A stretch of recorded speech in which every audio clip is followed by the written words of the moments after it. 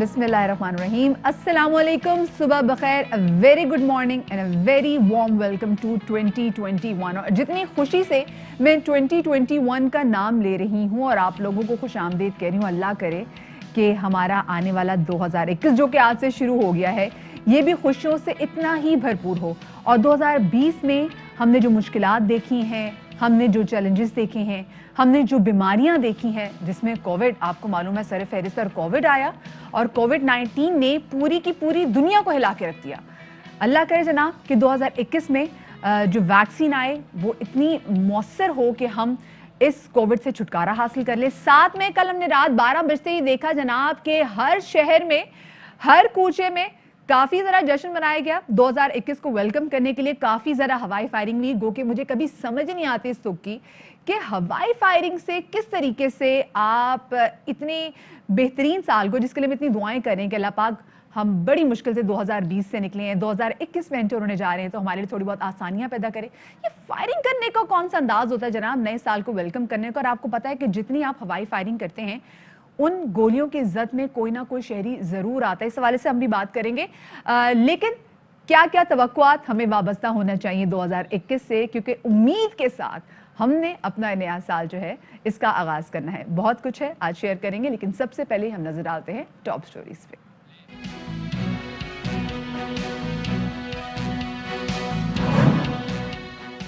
खुशामदीद 2021, रात गए मुल्क भर में नए साल का भरपूर इस्तकबाल किया गया। 2020 इख्तिताम पजीर हुआ, ताहम कोरोना रह गया। दुआ है अल्लाह हम सबको इस वबा से निजात दिलाए।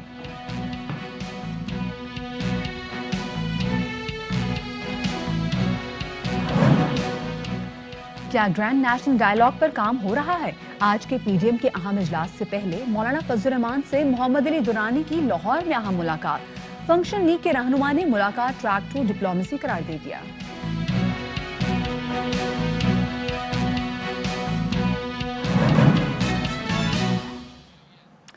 जी, तो बाकायदा 2021 के पहले बाखबर सवेरा के शो का आगाज करेंगे, खुश आमदीद कहेंगे 2021 को। और नए साल 2021 का सूरज शुरू हो चुका है और उस उम्मीद के साथ कि गुज़िश्ता बरस में कोरोना के बाइस होने वाली तबाही के असरात इस साल कम होंगे। इन दुआओं के साथ कि इस साल का आगाज हो रहा है, अल्लाह पाक हम सब के लिए आसानियां पैदा करे और इस वबा से हमारी जान छुड़ाए। दूसरी जानिब गुज़िश्ता रात मुल्क भर में नए साल का भरपूर तरीके से इस्तकबाल किया गया जनाब। लाहौर, कराची, इस्लामाबाद, कोयटा, पेशावर समेत कई शहरों में जश्न मनाया गया। मंजिलें जो हैं जिनको हर मौका चाहिए नाचने का जनाब, ये भी हमने देखा, सड़कों पे बाहर निकले, रक्स करते रहे, भंगड़े डालते रहे, शोर मचाते रहे, शहर शहर आतिशबाजी हमने देखी। आसमान रंगों रोशनियों से भी जगमगाया और कई उम्मीदों के साथ नए साल 2021 का आगाज जो है वो हो चुका है। ARY नेटवर्क की तरफ से भी तमाम अहले वतन को नए साल की दिली मुबारकबाद हम देते हैं और अल्लाह करे जनाब कि जिस तरह से हम मुबारकबाद दे रहे हैं, जो कल लोगों ने सेलिब्रेट करने की कोशिश की है, ये आने वाला साल इतना ही मुबारक साबित हो हम सब के लिए। दुनिया में 2021 का खुश आमदीद कहने के लिए बड़ा ज़बरदस्त किस्म का जश्न मनाया गया। नए साल पर कोरोना को जन्म देने वाले शहर वुहान, जो कि एक टाइम पे टेरर की अलामत समझा जाता था, उस शहर में शानदार आतिशबाजी का मुजाहिरा हुआ जनाब। ऑस्ट्रेलिया वालों ने सिडनी हार्बर में हर साल की तरह सिडनी हार्बर पे बहुत ज़बरदस्त फायरवर्क्स भी होते हैं, लाइट शो भी होता है नए साल को वेलकम करने के लिए और काफ़ी बड़ी तादाद में लोग वहाँ पर भी मौजूद थे। अमेरिका में नए साल का जश्न मनाने का एहतमाम न्यूयॉर्क के टाइम्स स्क्वायर पर क्रिस्टल बॉल तैयार किया गया और for the very first time in the history कि जितना वहाँ पे रश होता है इस बार वैसे रश नहीं हुआ। इसकी बड़ी रीज़न ये भी है कि अमेरिका ने कोविड-19 की वजह से सबसे ज़्यादा सफ़र किया है और सबसे ज़्यादा कैजुअलिटीज़ जो हैं कोविड-19 की वो अमेरिका से उठी। खैर जी, कोरोना की वजह से लंदन में भी आतिशबाजी जो थी वो मनसूख कर दी गई। ये साल गुजर गया है, लेकिन जो कोरोना है उसकी तबाहकारियाँ रह गई हैं। 2020 कोविड-19 की हौलनाकी से दुनिया को दास करके रुखसत हो गया है और 18 लाख से ज़ायद अफराद से ने जो है कोरोना की वजह से उनकी अमवात हुई हैं। اس وقت جو مختلف شہروں میں جو صورتحال ہے وہ جانیں گے. پشاور سے ہمیں جوائن کریں گے ہمارے عدنان طارق, اور لاہور سے ہمارے ساتھ موجود ہوں گے ہمارے نمائندے خواجہ رمضان. ذرا سب سے پہلے تو ہم لاہور کے والے سے بات کرتے ہیں, پوچھتے ہیں کہ جی زندہ دلانے لاہور نے کل 2021 کو ویلکم کیسے کیا ہے. تو خواجہ رمضان ہمارے ساتھ موجود ہے. جی رمضان, یہ بتائیے گا کہ کل زندہ دلانے لاہور نے کس طریقے سے ویلکم کیا اس کو 2021 کو؟ ایونٹ ہو تو زندہ دلانے لاہور جو اسے بڑے پرجوش انداز سے مناتے ہیں, اور جیسے ہی 2021 کا جو ٹائم شروع ہوا, وقت شروع ہوا, تو بڑی جو یہاں پر فائر ورکس لاہور کے 3 مقامات پر فائر ورکس کیا گیا, اور اس کے ساتھ آتش بازی کا بھی شاندار مظاہرہ کیا. چلے جو ہے وہ بھنگڑا ڈالتے رہے, اور جو گھروں سے باہر نکلے اور موٹر سائیکلیں اور گاڑیوں کے مختلف اسپاٹس پر پہنچے ہوئے تھے, اور اپنے اپنے انداز سے اس نئے سال کو ویلکم کر رہے تھے. اور اس کے ساتھ ساتھ کچھ جو منچلے ہوتے ہیں ون ویلنگ اور ہوائی فائرنگ کے سلسلے بھی شروع رہے. تاہم بڑی تعداد میں لاہوریے جو تھے اس جو نیو ایئر کو ویلکم کرنے کے لیے گھروں سے باہر نکلے ہوئے تھے. رات کے مختلف جو لاہور کی اہم شاہراہیں ہیں ان پر جو منچلے پھرتے رہے اور اس جو ایونٹ کو انجوائے کرتے رہے. تاہم کرونا وائرس کی وجہ سے سیکیورٹی کو بڑا ہائی الرٹ کیا گیا تھا, اور کیوں نہ کہ منچلے ون ویلنگ اور ہوائی فائرنگ کرتے ہیں, اس حوالے سے بھی اچھا مجھے رمضان یہ تو بتا, یہ پنجاب پولیس نے کیا کل اپنی خدمات پیش نہیں کی ان منچلوں کے لیے جو کہ کل ون ویلنگ کر رہے تھے, سیلن سے نکال کے بائک چلا رہے تھے, ہوائی فائرنگ کر رہے تھے؟ جی بالکل, اس حوالے سے جو 2021 کا پہلا مقدمہ رات گئے ہی درج ہو گیا تھا, اور جو کچھ 4 افراد کو اس حوالے سے گرفتار بھی کیا گیا جو ہوائی فائرنگ کر رہے تھے. پولیس اپنی جانب سے کام کر رہی تھی, لیکن لاہوریے چونکہ بالکل ایسے نکلتے ہیں جب باہر اتنی بڑی تعداد میں موٹر سائیکلز پر اور ان کے سلنسر نکالے ہوتے ہیں اور اس طرح کی چیزیں کرتے ہیں, تو اس طرح لا اینڈ آرڈر کی جو سچویشن ہوتی ہے وہ تھوڑی مشکل ہو جاتی ہے. مطلب بجائے یہ کہ نئے سال آغاز کو تھوڑا بہت آسان بنایا جائے, کچھ لوگ بالکل بھی باز نہیں آتے کہ وہ کچھ نہ کچھ ایسی حرکت ضرور کرتے ہیں جس سے نہ صرف ان کو بلکہ اگلوں کو بھی نقصان پہنچتا ہے. میں ذرا پشاور کا رخ کرتی ہوں. پشاور میں ہمارے ساتھ عدنان طارق موجود ہے. عدنان, پہلے تو ہم آپ سے یہ بھی جاننا چاہیں گے کہ جناب پشاور میں کس طریقے سے ویلکم کیا گیا 2021 کو. لوگ اچھی خواہشات کے ساتھ نئے سال کا آغاز کرتے ہیں. پشاور میں تو کل عجیب و غریب واقعہ دیکھنے میں آیا, جو ایک شخص بدرو بن کے بھیڑیا کا ماسک لگا کے لوگوں کو ڈرا رہا تھا, وہ کیا سین تھا؟ جی بالکل, مہمانوں کی سرزمین پھولوں کی وادی سے آپ کو نئے سال کی کروڑوں خوشیاں جو ہے وہ مبارک ہو. اور اس کے ساتھ ساتھ بتاتا چلوں کہ رات گئے تک پشاور کے شہریوں نے نئے سال کی آمد کو اپنے انداز میں منایا. پشاور کے مختلف فلائی اوورز پر شہریوں نے جو ہے وہ سیلفیاں بنائی, اور وہاں پر سردی بھی زیادہ تھی, اس کے ساتھ ساتھ ویڈیوز بھی بناتے رہے. اور 12:01 پر پشاور کے فلائی اوورز پہ جو ہے وہاں پر اطراف کی آبادی میں جو ہے وہ جو آتش بازی کے مناظر جو ہے وہ بھی دیکھنے میں آئے. اس کے ساتھ ساتھ رات کو اکا دکا واقعات بھی نظر آئے. ہوائی فائرنگ کے حوالے سے پولیس کی جانب سے ٹھوس اقدامات اٹھائے گئے تھے. نماز عشاء کے بعد تمام مساجد میں اعلانات کیے گئے تھے کہ اپنی خوشیوں کے لیے کسی دوسری کی خوشی کو جو ہے وہ افسردگی میں نہ بدلے, اور ہوائی فائرنگ کے حوالے سے ٹھوس اقدامات اٹھائے گئے تھے پشاور پولیس کی جانب سے. پشاور شاہ قبول کی حدود میں, پشاور سٹی کی حدود میں ایک نوجوان جو منچلا جو تھا اس کو پولیس نے اس وقت گرفتار کیا جب وہ 2 گھنٹے تک پشاور کی شاہراہوں پر جو ہے وہ ماسک پہن کر, جن والا جو ہے بدرو کا ماسک پہن کر جو ہے وہ اپنے انداز میں نئی سال کو جو ہے منا رہا تھا. پولیس نے پوچھا نہیں کہ بھائی کیا ہو گیا تمہیں, مطلب تم کیوں اتنا خوفناک, مطلب بھیڑیے بھی ایسے ماسک دے کے ڈر جائے, تو کچھ بتایا کہ کیا اس کے دماغ میں بات آئی تھی جس کی وجہ سے اس نے یہ حلیہ بنا کے کل گھوم رہا تھا پشاور کی گلیوں میں؟ جی بالکل, جب وہ پولیس کے ہتھے چڑھا تو وہ اس شہری پولیس کو اس نے یہ بتایا کہ میں جو ہے نئے سال کو اپنے انداز سے منا رہا تھا, لوگوں کی توجہ حاصل کرنے کے لیے جو ہے وہ نئے سال کو لوگوں کو خوش کرنے کے لیے کہ کووڈ-19 میں شہریوں نے بڑی پریشانی گزاری, تو لوگوں کو خوش کرنے, انٹرٹین کرنے کے لیے میں نے اپنا یہ انداز ایک طریقہ یہاں پر کیا, ماسک پہن کر پشاور کی شاہراہوں پر سڑکوں پر نکل آیا. لیکن 2 گھنٹے بعد بلا آخر وہ شاہ قبول کی حدود میں جب اندرون شہر سے ہوتا ہوا پتنگ گلیوں میں گھومتا ہوا نکلا, تو اس نے جانا تھا حیات آباد, لیکن وہ پشاور شہر کے اندر ہی اس کو جو ہے تھانے کا چکر لگوایا گیا کہ آؤ جی یہاں پر مناؤ اب نیو ایئر نائٹ.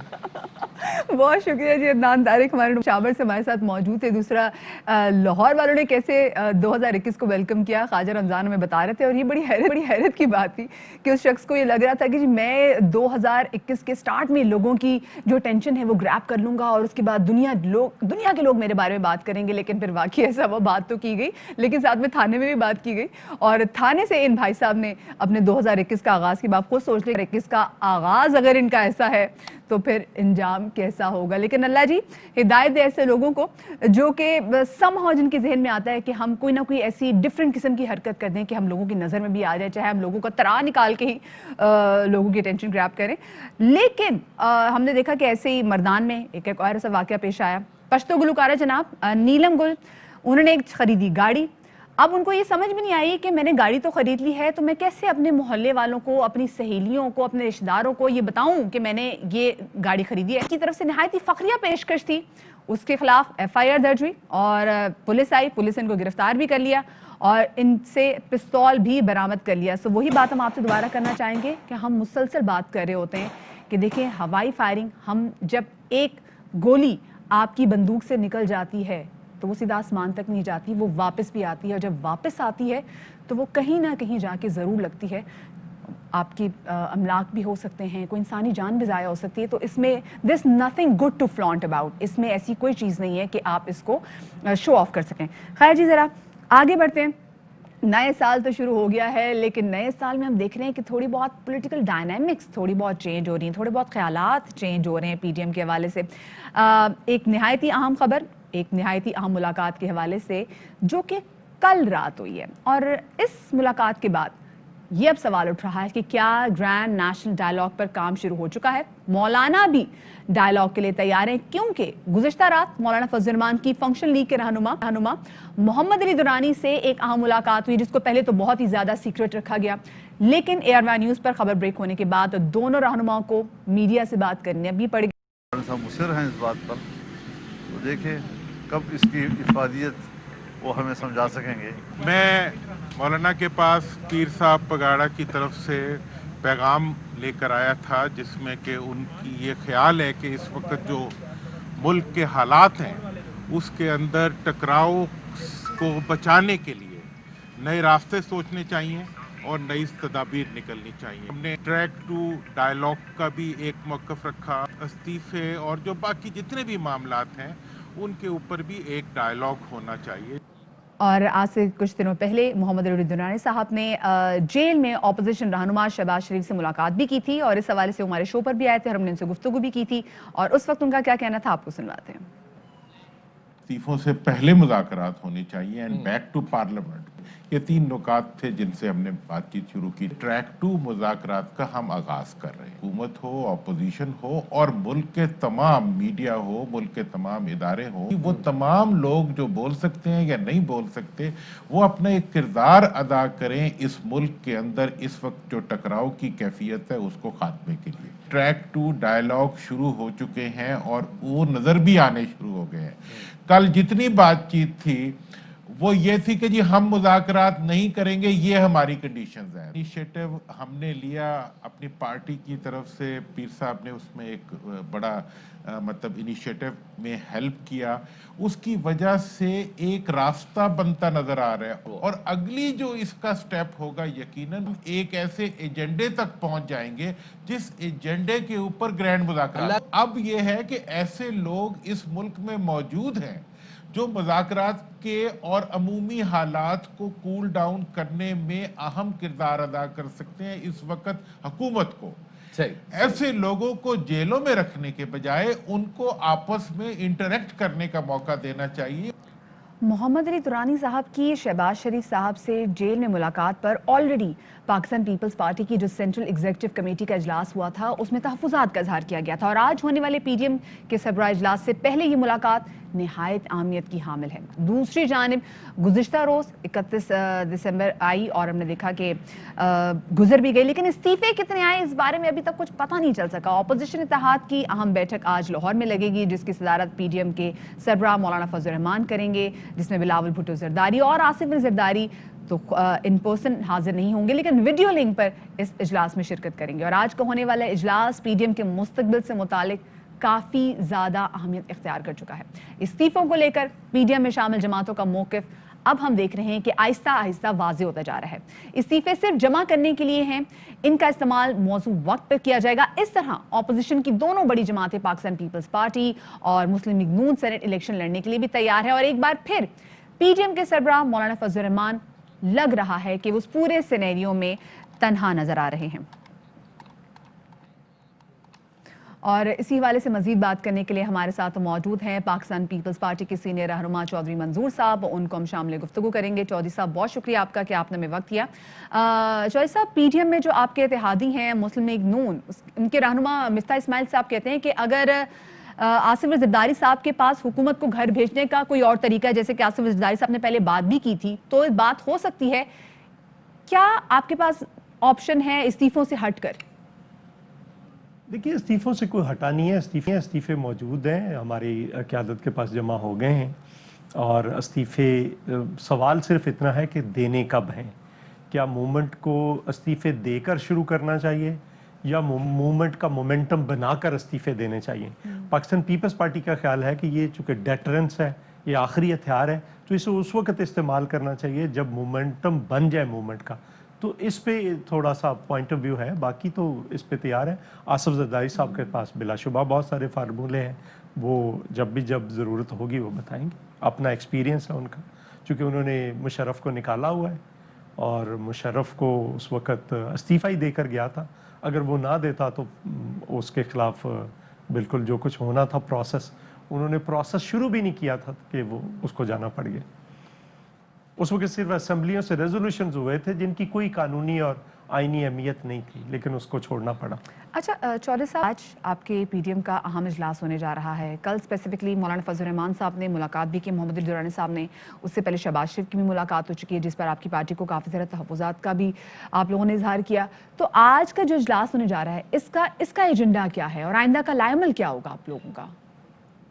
देखिए, एजेंडे के अंदर बहुत सारी चीज़ें होंगी। कल का जो अजलास है उसके अंदर सारी चीज़ें डिस्कस की जाएंगी। जो प्रोग्राम दिया है रैलीज़ का वो भी डिस्कस होंगी, फिर इस्तीफ़ों का मामला, सेनेट का इलेक्शन, सारी चीज़ें डिस्कस होंगी कि आगे का लाएमल क्या है, वो सब कुछ डिस्कस होगा। अच्छा, तो चौधरी साहब ये बताएगा कि आपकी पार्टी की जानिब से ये फैसला किया गया है कि सेनेट के इलेक्शंस में भरपूर तरीके से पेट करना है, तो आप क्या समझते हैं कि पाकिस्तान पीपल्स पार्टी मार्च तक इस्तीफों का ऑप्शन रोकने के हक में है और क्या मौलाना फजल रहमान इस हवाले से मान जाएंगे? कितना इंतजार करना है? देखिए, मौलाना फजल रहमान साहब का अकेले का इशू नहीं, मसला ये है कि लीगल एक्सपर्ट्स सारी जमातों के क्या कह रहे हैं, उनको सुनना होगा इस इशू पे। हमने उनको कहा कि अगर सिंध हुकूमत की कुर्बानी से ये इलेक्शन प्रोसेस रुकता है या इमरान जाता है तो हम तैयार हैं, लेकिन वो सब ने कहा कि वो इलेक्शन सेनेट का सिर्फ सिंध की हद तक रुक सकता है।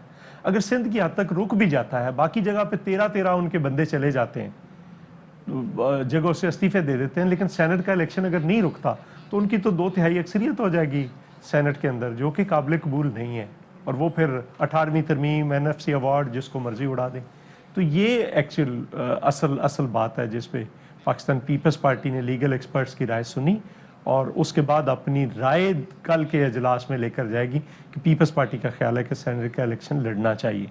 सही, ठीक है जी। चौधरी मंजूर साहब हमारे साथ मौजूद थे, पाकिस्तान पीपल्स पार्टी के अहम रहनुमा, और वो कह रहे थे कि सेनेट का इलेक्शन पाकिस्तान पीपल्स पार्टी को लड़ना चाहिए। इसी वाले से जितने इस्तीफों की बात की जा रही थी वो तमाम तरह इस्तीफे होल्ड कर लिए गए हैं। अब मसला ये कि कितना इंतज़ार मजीद किया जाएगा इन इस्तीफों को लेके। आगे बढ़ते हैं और नए साल का, जैसे कि आज पहला दिन है और इस दिन पाकिस्तान में भी बेशुमार शख्सियात ऐसी हैं, बड़ी नामवर शख्सियात से जिन्होंने जन्म लिया, जिन्होंने हर शोबे हर जिंदगी में खुद को मनवाया और फ़न की बुलंदियों तक पहुंचे। कुछ हमारे दरमियान मौजूद नहीं है, लेकिन आज उनकी सालगिरह के मौके पर उनका जिक्र करना काफ़ी ज़्यादा ज़रूरी है। खालिदा रियासत, अतर शाह जेदी साहब, सैयद ज़मीर जाफरी, ये वो नाम हैं जिन्होंने फ़न की दुनिया में मज़ीद रोशनी फैलाई। इस हवाले से हमने एक रिपोर्ट तैयार की है, आपके साथ शेयर करते हैं। ये वो बड़े किरदार हैं जिनको हम कभी भी फरामोश नहीं कर सकते। एक छोटी सी ब्रेक की तरफ हम जा रहे हैं, हमारे साथ रहिएगा।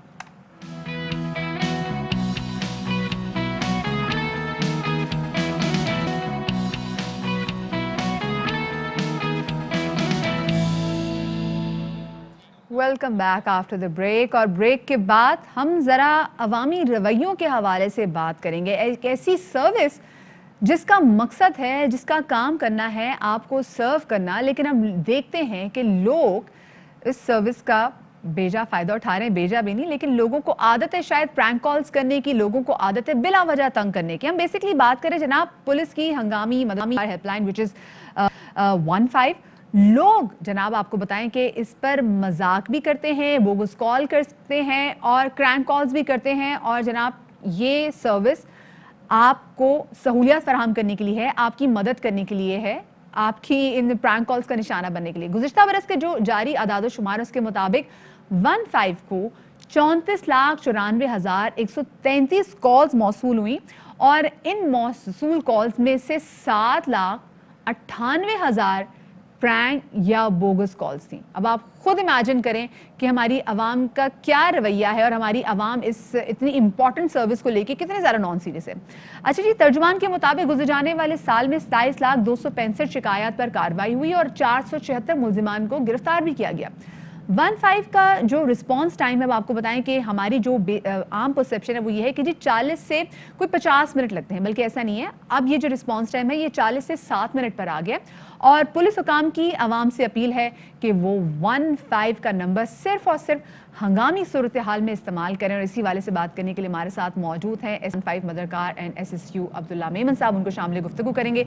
अब्दुल्ला साहब, बहुत शुक्रिया आपका कि आपने बाखबर सवेरा को वक्त दिया। ये सबसे पहले तो बताइएगा अब्दुल्ला साहब, ये लोगों के क्या रवैये हैं कि मैं अभी जो स्टेटिस्टिक्स देख रही थी कि तकरीबन 7,98,000 कॉल्स तो आप लोगों को प्रैंक कॉल्स आती हैं। Thank you very much. हमारे पास हर किस्म की कॉल आती है 15 मददगार पे, जिसमें क्राइम से रिलेटेड कॉल्स भी होती हैं, कुछ इन्फॉर्मेशन के हवाले से भी कॉल्स हमारे पास आती हैं, मगर कुछ ऐसी कॉल्स भी आती हैं जो बोगस कॉल्स हैं और प्रैंक कॉल्स हैं, जिसकी वजह से हमें दुश्वारी होती है कि उनकी वजह से हमारी एक्चुअल कॉल्स जिसके पास प्रॉपर रेस्पॉन्स टाइमली होना चाहिए, मगर बोगस और प्रैंक कॉल की वजह से ये रेस्पॉन्स करने में हमें कभी कभार दिक्कत हो जाती है।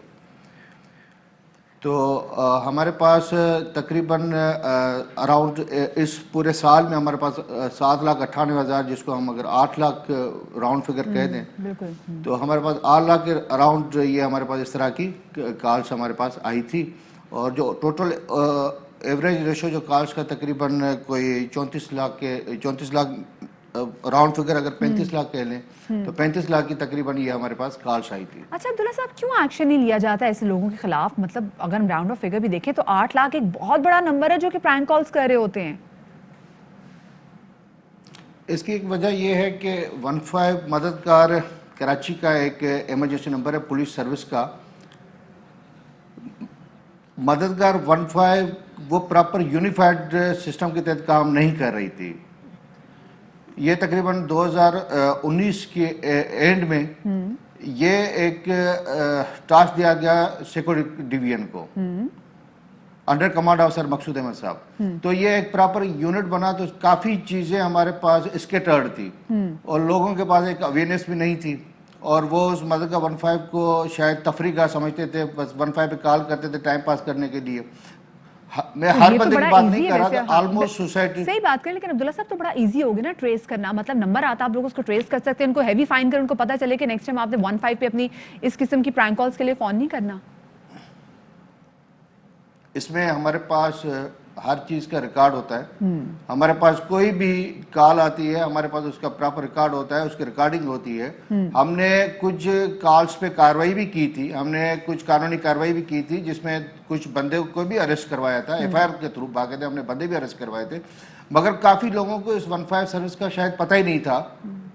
तो वो एक पुराने सिस्टम के तहत चल रहे थे कि पुलिस के पुराने रवैये के हवाले से उनकी सोच थी कि वो बस मजाक के हवाले से समझते चीज़ें। मगर अब काफ़ी हद तक चीज़ें चेंज हो चुकी हैं और 15 मददगार अब 24/7 आप यहाँ पर कॉल करें, आपको रेस्पॉन्स मिलेगा। आपके जहाँ पर भी आप हैं, आपके पास 15 मददगार मोबाइल वहाँ पर पहुँचेगी और आपको इंश्योर करेगी आपको हेल्प आउट कर सके। صحیح ٹھیک ہے. اچھا تو خیر آپ نے بڑی اچھی بات بتائی عبداللہ صاحب کی, کیونکہ آپ لوگوں کے پاس پراپر ان کا ریکارڈ بھی ہوتا ہے, تو آپ لوگوں نے ایکشن بھی لیا ان لوگوں کے خلاف جو کہ پرینک کالز کرتے ہیں. ایک اچھی بات جو کہ شاید مجھے بھی نہیں پتا تھی, ہمارے ناظرین کو بھی نہیں پتا تھی, وہ یہ تھی کہ 145 کا جو رسپانس ٹائم ہے وہ 40 منٹ سے کم ہو کے اب 7 منٹ ہو گیا ہے. سو یہ ایک بڑی زبردست بات ہے. کیا یہ اس لیے ہوا ہے کہ اب یہ جو یونٹ ہے وہ SSU کے ماتحت ہے, اس کے انڈر آ گیا ہے؟ ہمارے پاس جیسے میں نے آپ سے پہلے عرض کیا کہ 15 مددگار کا پراپر ایک یونیفائڈ سسٹم نہیں تھا. وہ تھانوں سے ریسپانس کرتی تھی, کبھی کرتی تھی تو کبھی نہیں بھی کرتی تھی. جو حقیقت ہے, جو عوام فیس کرتی تھی, جو عوام کی شکایات ہوتی تھی, انہی چیزوں کو مد نظر رکھتے ہوئے 15 مددگار کو انڈر کمانڈ دے دیا گیا, سیکورٹی ڈویژن کو انڈر دی کمانڈ آف سر مقصود احمد صاحب. ان کے VN کے تحت اور ان کی گائیڈنس کے تحت ہم نے اس بات کو انشور کیا کہ اس کو ہم بہتر کیسے کر سکتے ہیں. تو اس میں کافی چیزیں تھیں. اس چیزوں میں ہم نے جو 40 سے 50 منٹس کا جو ریسپانس ٹائم تھا اس کو ہم لے کر آئے 1 ڈیجٹ پہ, آلموسٹ 7 to 10 منٹس پہ. اور ہماری ابھی بھی کوشش ہے کہ اس کو اور بھی بہتر کیا جا سکے. تو واقعی عوام کو اس طرح کا ریسپانس نہیں ملتا تھا جس طرح ملنا چاہیے, تو ہم اس کو بہتر طریقے سے لے آئے. پہلے 15 مددگار 2 شفٹ میں کام کرتی تھی, اب ہم نے راؤنڈ دی کلاک کر دی ہے. پہلے یہاں پر کوئی proper checks and balance system نہیں تھا, اب ہم نے اس پہ proper checks and balance system کیا ہوا ہے. ہماری جو فیلڈ موبائل جو 15 مددگار کی جو فیلڈ میں چلتی ہیں وہ اس وقت 146, اور اگر ان کے ضرورت پڑتی ہے تو ہم اس کو اور بھی بڑھا دیتے ہیں.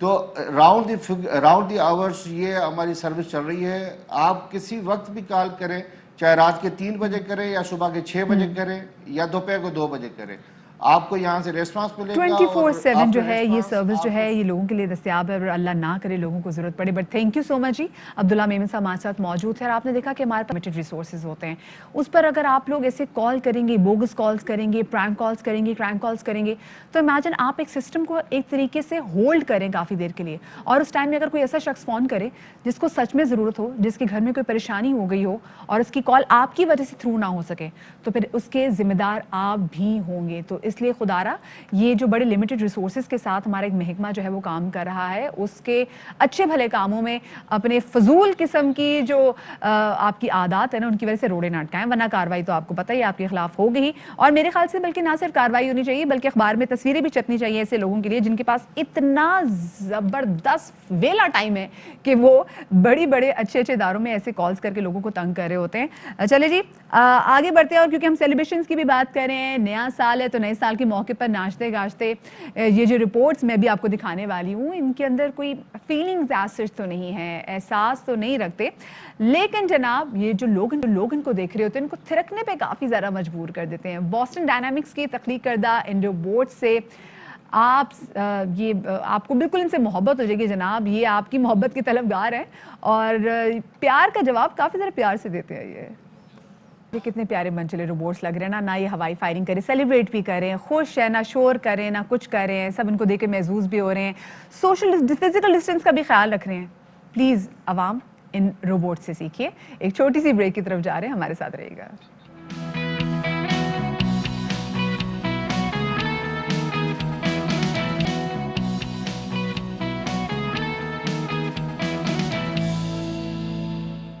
Welcome back after the break. 2020 جو تھا وہ ٹیکنالوجی کا سال بھی تھا. ہم نے دیکھا کہ زوم نے کس طریقے سے ترقی کی, ٹک ٹاک نے کس طریقے سے ترقی کیا, اور سال 2020 میں تو ٹک ٹاک واز دا ایپ جو کہ سب سے زیادہ ڈاؤن لوڈ کی گئی, کیونکہ یہ لاک ڈاؤن کا ٹائم بھی تھا, لوگ اپنے گھروں میں بھی تھے. جو لوگوں کی کریٹیوٹی تھی وہ ہم نے دیکھا کہ somehow TikTok videos کے تھرو سامنے آئی.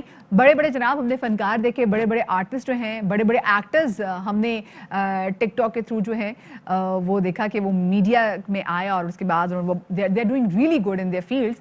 سو ہم دو ایسے بہن بھائی بھی ہیں جناب جن کا تعلق ہے فیصل آباد سے, اور یہ بھی ٹک ٹاک کے ویڈیوز بناتے ہیں. منفرد اس لیے ہیں کیونکہ یہ باقی تمام تو لوگوں سے ہٹ کر ہیں, لیکن جناب کیا پیارا کانفیڈنس ہے ان کا.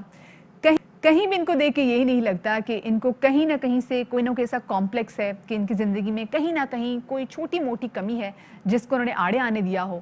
انہوں نے بڑے زبردست طریقے سے اپنی اپنی کیپیسٹی میں ٹک ٹاک پہ آ کر لوگوں کو بڑا محظوظ کیا. جو لوگوں کی فرمائشیں تھیں وہ بھی ایک طرح سے پوری کی کہ ہمیں میک اپ کر کے دکھا دیں کہ آپ نا میک اپ کیسے کرتی ہیں, اتنی آپ پیاری لگتی ہیں, وہ تمام تر فرمائشیں پوری کی. اور جناب ان کے کلیکٹیو جو فینز ہیں نا وہ تقریباً 1 ملین کے قریب ہیں ٹک ٹاک پہ. تو جناب وداؤٹ مچ اڈو ہم چلتے ہیں فیصل آباد جہاں پر حنزہ بطول موجود ہیں اور ساتھ میں محمد طیب ہمارے ساتھ موجود ہیں, دونوں بہن بھائی. السلام علیکم حنزہ اینڈ طیب, ویلکم ٹو باخبر سویرا. کیسے ہیں آپ دونوں؟ وعلیکم السلام, اللہ کا شکر, آپ سنائیں.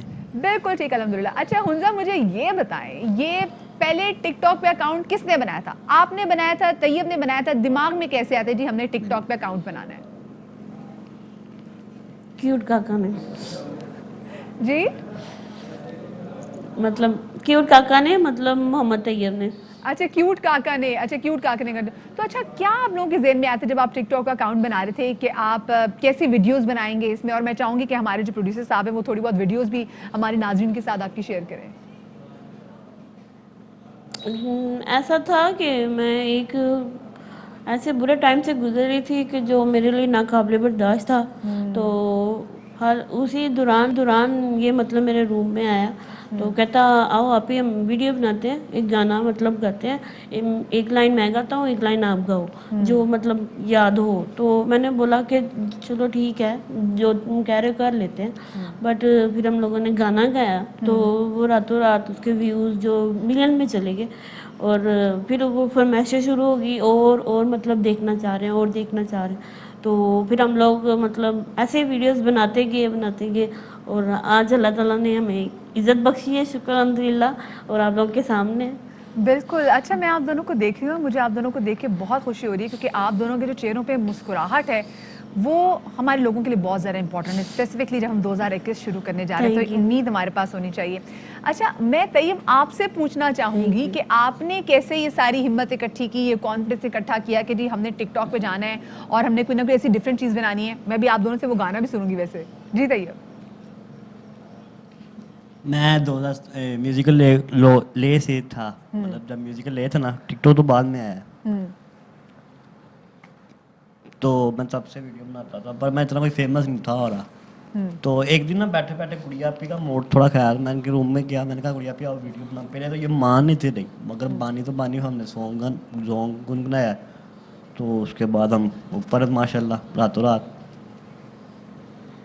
اچھا گانا کیا گایا تھا آپ دونوں نے؟ مجھے ذرا حنزہ یہ تو سنائیں, آپ دونوں نے مل کے جو پہلا گانا بنایا تھا, پہلی ٹک ٹاک ویڈیو بنائی تھی, وہ کیا تھی؟ یہ گائے آپ گاؤ, کیا ہوا تیرا شروع مطلب, آپ گاؤ نا, میں گاتا ہوں.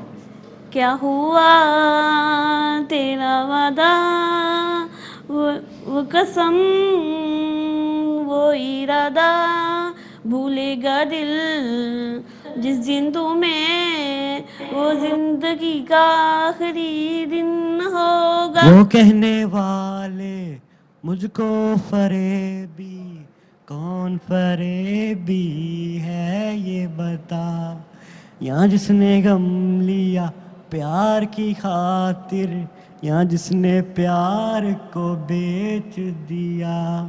نشہ دولت کا ایسا بھی کیا کہ تجھے کچھ یاد نہیں. اچھا حنزہ طیب بہت پیارا, بہت پیارا.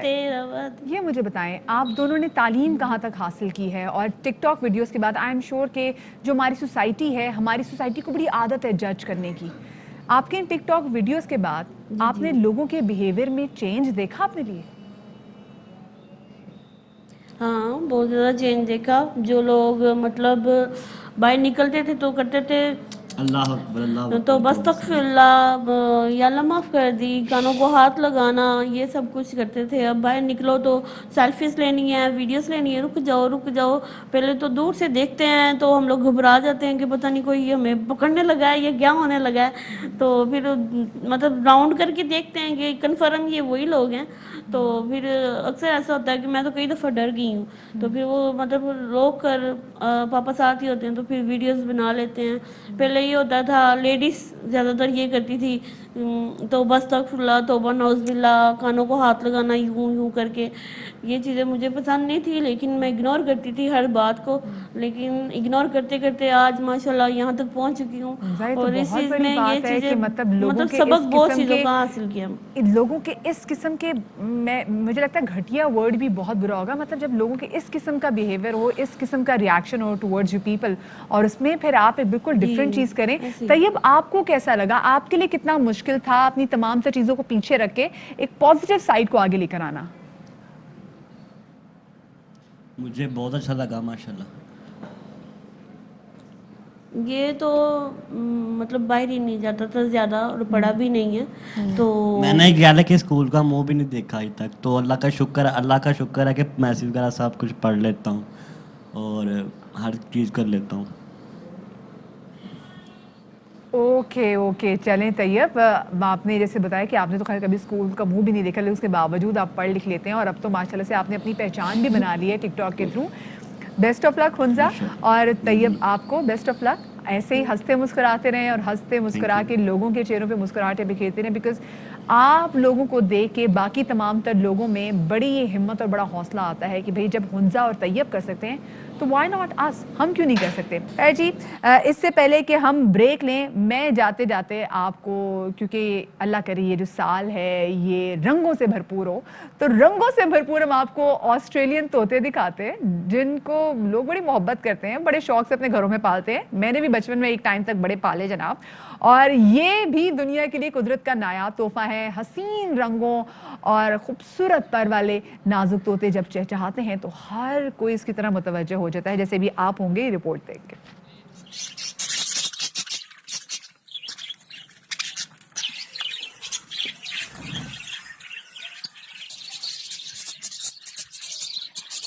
खूबसूरत पालतू परिंदे तो बहुत हैं, लेकिन ऑस्ट्रेलियन तोतों का कोई सानी नहीं। बेशुमार रंगों पर ये नाजुक तोते जब चहचहाएं तो इनकी सरूर भरी आवाज किसी की भी तवज्जो अपनी तरफ खींच लेती है।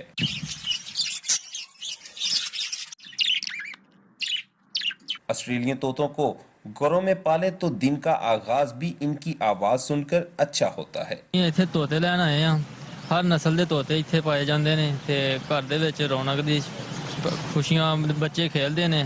ये रंग बिरंगे परिंदे जहां घर की खूबसूरती में इजाफा करते हैं, वहीं पर बच्चे भी इनको देखकर खुश होते हैं। परिंदों की खुराक और सेहत का भी खास ख्याल रखना बहुत जरूरी होता है। इन्हें खाने के लिए 8 अज्जा पर मुश्तमिल मखसूस दाना डाला जाता है जो इन्हें बहुत शौक से खाते हैं। ऑस्ट्रेलियन तोतों को अगर सर्द मौसम मिले तो इनकी पैदावार में भी इजाफा बड़ी तेजी से होता है।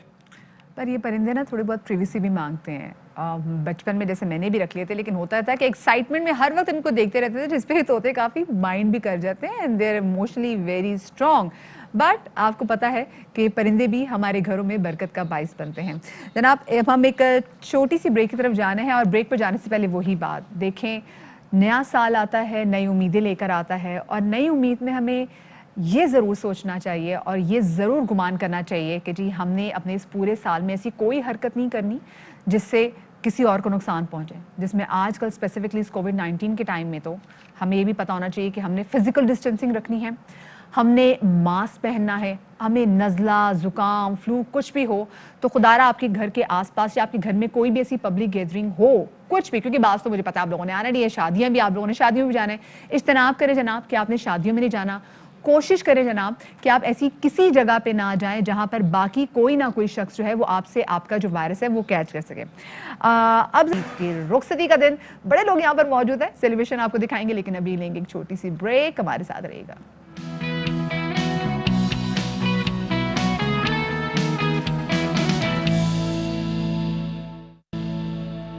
Welcome back after the break, और एक बार फिर से ARY के तमाम तर देखने वालों को, बाखबर सवेरा के तमाम तर व्यूअर्स को साल नौ की बे इंतहा खुशियाँ मुबारक हों। अल्लाह करे ये साल हमारे लिए खुशियाँ लेकर आए, वो प्रॉब्लम्स, वो बीमारियाँ, वो चैलेंजेस, वो सफरिंग्स जो कि 2020 में थी, खुदा करे कि ये तमाम तर सूरत हाल 2021 में देखने को ना मिले। गो कि मैं भी सुन रही थी हेडलाइंस में कि पेट्रोल भी, हमने कल देखा अभी पेट्रोल थोड़ा सा महंगा हो गया, लेकिन अल्लाह करे जनाब महंगाई 2021 में थोड़ी सी कंट्रोल में आ जाए ताकि आप और हमारा जो गुजर बसर है वो थोड़ा सा आसान और इजी हो जाए। अभी अब से थोड़ी देर पहले जैसे ही पाकिस्तान में 10 बजे, अमेरिका में 12 बजे, और अमेरिका में जैसे 12 बजे तो हमने देखा कि न्यूयॉर्क में टाइम स्क्वायर पे लोगों का जम गफीर मौजूद था। एक बड़ी तादाद लोगों की वहां पर मौजूद थी, गो के काफी फैंसी मास्क लगाए हुए थे, लेकिन बड़ी तादाद में लोगों ने वहां पर 2021 को वेलकम किया है और साथ में 2020 को किया है बाय बाय। बेसिकली लोग ये इंतजार बड़ा कर रहे थे कि जल्दी जल्दी 2020 गुजरे ताकि जो मुश्किलात जो हैं और जितनी डिफरेंट चीज़ें हमने 2020 में देखी हैं, अल्लाह करे जनाब ये 2021 में ना हो।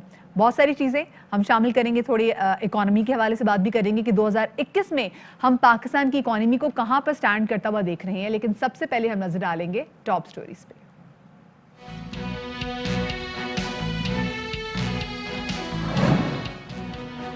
तामीराती शोबे में तरक्की और रोजगार के मौके बढ़ाने का अज़्म, वजीर आज़म का बड़े रिलीफ का ऐलान। फिक्स टैक्स में 31 दिसंबर 2021 तक तौसी, सरमायाकारी के लिए ज़राए आमदन बताने के लिए 6 माह की छूट मिल गई।